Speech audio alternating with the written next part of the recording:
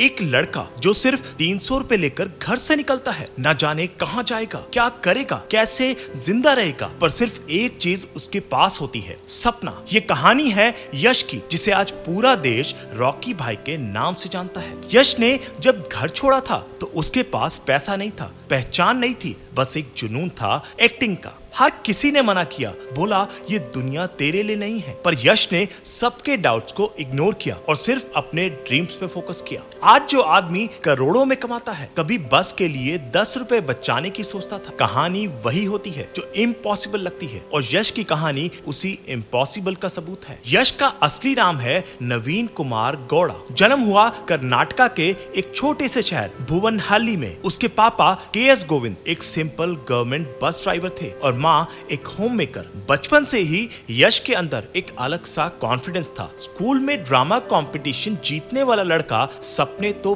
बड़े ही देखेगा ना, लेकिन एक बस ड्राइवर के बेटे के लिए एक्टिंग करियर बनाना सिर्फ सपना नहीं, एक जोक जैसा था। लोग हंसते थे, कहते थे फिल्म स्टार बनना है तुझे, पर यश का कहना था सपना अगर छोटा हो तो नींद से ज्यादा कुछ नहीं। उसने डिसाइड किया कि उसकी जिंदगी का स्टीयरिंग व्हील किसी और के हाथ में नहीं होगा, चाहे बैकग्राउंड सिंपल हो, पर एम्बिशन तो सुपरस्टार लेवल का था। यश के घर वाले चाहते थे कि वो एक सिक्योर जॉब करे, बैंक या सरकारी ऑफिस में। एक्टिंग उनके लिए एक नौटंकी थी, करियर नहीं। जब यश ने बोला कि वो एक्टिंग में फ्यूचर देख रहा है तो सबने मना कर दिया। पापा ने गुस्से में कहा अगर एक्टिंग ही करनी है तो घर छोड़ दे, और यश ने वाकई घर छोड़ दिया, सिर्फ 300 रुपए लेकर। ना कोई कॉन्टेक्ट, ना कोई प्लान बी, सिर्फ एक विश्वास खुद पर और अपने सपने पर। उसने बैंगलोर का रुख लिया, जहाँ सपने पूरे भी होते हैं और टूटे भी। वो वक्त आसान नहीं था, हॉस्टल अफोर्ड नहीं कर सकता था, कभी कभी एक टाइम का खाना भी नहीं मिलता था, पर उसने कभी शिकायत नहीं की, क्योंकि उसके लिए एक्टिंग कोई ऑप्शन नहीं, ऑब्सेशन थी। यश ने प्रूफ किया कभी कभी घर से निकलना पड़ता है ताकि दुनिया को दिखा सको कि तुम कौन हो। सोचो, एक 16-17 साल का लड़का जेब में सिर्फ 300 रुपए लेकर निकलता है, न जाने कहां सोएगा, क्या खाएगा, कैसे जिएगा, पर उसके चेहरे पर डर नहीं, सिर्फ जुनून होता है। यही था यश का real life hero entry. Bangalore पहुंचकर उसने सबसे पहले एक्टिंग क्लासेस ढूंढी, पर फी अफोर्ड नहीं कर सकता था, इसलिए बैकग्राउंड आर्टिस्ट बना। सेट पे छोटी मोटी मदद करता ताकि एक्टिंग के आसपास रह सके। 300 रुपए से ज्यादा सपना था, और कमजोर वक्त में भी उसने अपने इरादे को कभी टूटने नहीं दिया। जब लोग पूछते थे तेरे पास तो कुछ भी नहीं है, तो यश का सिंपल जवाब होता था मेरे पास मैं खुद हूँ। बैंगलोर आने के बाद यश ने डायरेक्ट हीरो बनने का सपना नहीं देखा। उसने ग्राउंड लेवल से शुरुआत की, थिएटर ज्वाइन किया, स्टेज प्लेस में काम किया, जहाँ कभी लाइट्स का काम करता, कभी प्रॉप्स उठाता। एक्टिंग के सीन से पहले उसने स्ट्रगल्स के सीन्स जिए। उसने टीवी सीरियल्स में छोटी रोल्स किए, जहाँ सिर्फ 2 लाइंस मिलती थी, लेकिन उस 2 लाइंस में भी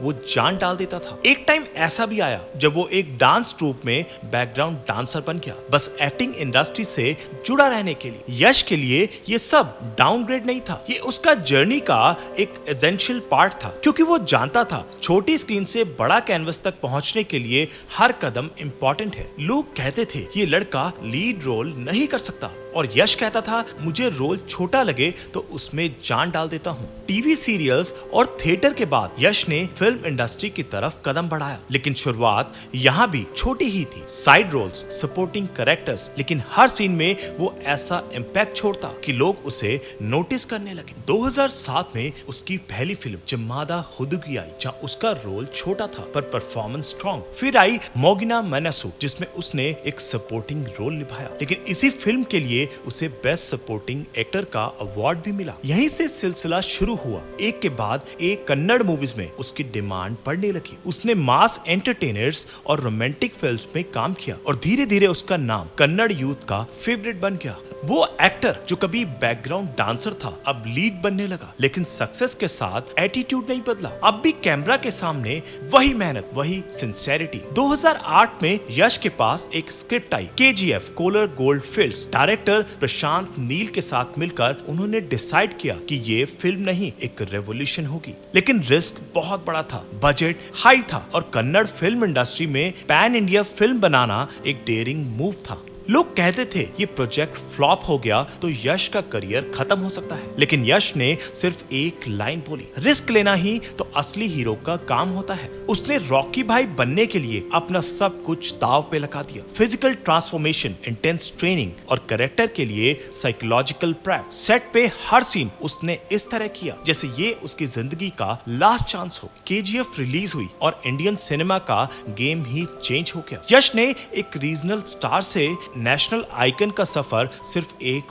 फिल्म में तय कर लिया। केजीएफ रिलीफ होने के बाद जो हुआ, उसने सिर्फ कन्नड़ नहीं पूरी इंडियन फिल्म इंडस्ट्री को हिला के रख दिया। रॉकी भाई का स्टाइल, डायलॉग डिलीवरी और स्क्रीन प्रेजेंस सब कुछ वायरल हो गया। केजीएफ ने 1000 करोड़ से ज्यादा कमाए और यश को बना दिया पैन इंडिया सुपरस्टार। वो एक्टर जो सिर्फ कन्नड़ बेल्ट में जाना जाता था, अब तमिलनाडु से लेकर मुंबई तक लोग उसके फैन बन गए। किड्स रॉकी भाई का हेयर कट लेने लगे और यूथ उसके डायलॉग्स कॉपी करने लगे। Violence violence violence. Film industry में सबसे बड़ा नाम बन गया यश, जिसका कोई बॉलीवुड बैकिंग नहीं था, ना ही फिल्म फैमिली से कनेक्शन। सिर्फ टैलेंट, स्ट्रगल और बिलीफ ने उसे उस लेवल तक पहुंचाया जहां आज वो है। केजीएफ ने ना सिर्फ रिकॉर्ड्स तोड़े बल्कि बैरियर्स भी, लैंग्वेज, रीजन, स्टीरियोटाइप, सब कुछ। यश की कहानी सिर्फ एक एक्टर की जर्नी नहीं है, ये हर उस इंसान की इंस्पिरेशन है जो सपना तो देखता है पर रिसोर्सेज नहीं होते। 300 रुपए से ज्यादा लोग खर्च कर देते हैं एक वीकेंड पर यश ने उस 300 रुपए में अपना पूरा फ्यूचर